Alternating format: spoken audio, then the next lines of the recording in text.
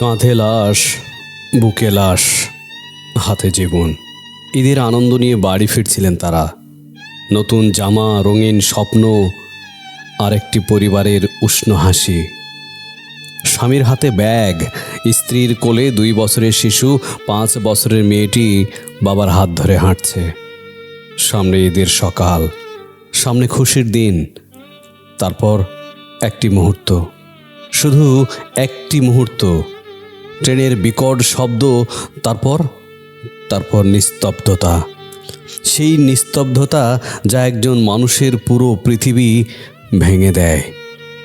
যে হাতে ছিল ঈদের কেনাকাটার ব্যাগ, সে হাতে তুলে নিতে হলো স্ত্রীর নিথর দেহ।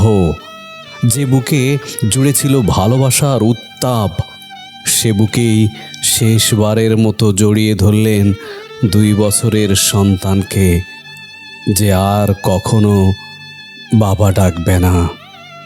কাঁধে স্ত্রীর লাশ, বুকে সন্তানের লাশ, আর এক হাতে 5 বছরের মেয়ে, যে হয়তো বুঝতেও পারছে না মা কেন ঘুমিয়ে আছে, ভাই কেন কাঁদছে না। এই দৃশ্য কোনো লেখায় ধরা যায় না, এই দৃশ্য বলে বোঝানো যায় না। কোনো ভাষায় এই যন্ত্রণার পরিমাপ করা যায় না। ঈদ মানে আনন্দ, ঈদ মানে নতুন পোশাক, সেমাই, কোলাকুলি। কিন্তু সেই বাবার কাছে এই ঈদ হয়ে গেল জীবনের সবচেয়ে কালো দিন।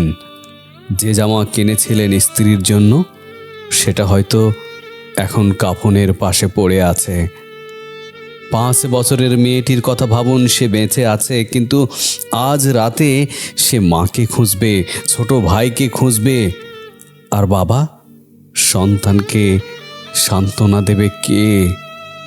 পৃথিবীর সবচেয়ে ভারী বোঝা কোনো পাথর নয়, কোনো লোহা নয়। পৃথিবীর সবচেয়ে ভারী বোঝা হলো প্রিয়জনের লাশ।